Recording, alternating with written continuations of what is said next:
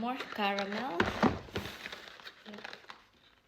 This one is this flavor. I don't know what is this. They ordered this, my husband. This one is Venezia. This is the name. Sorry, this is Ristretto. And then this is decaffeinated, decaffeinato. We have Così, Roma,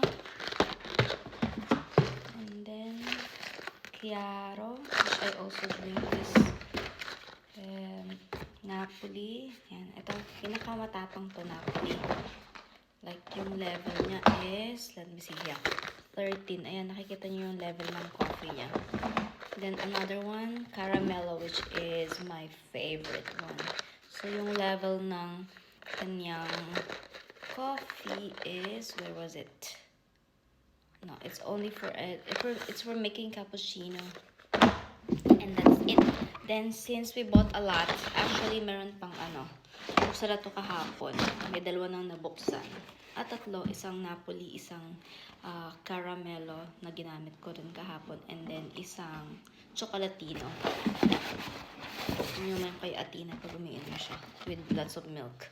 Then, marami kaming binili. So, meron siyang free na pistachio biscuit. I don't know, it's written Finakiers.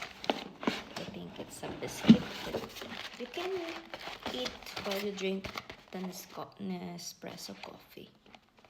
So that's it for today. My favorite part, my unbox.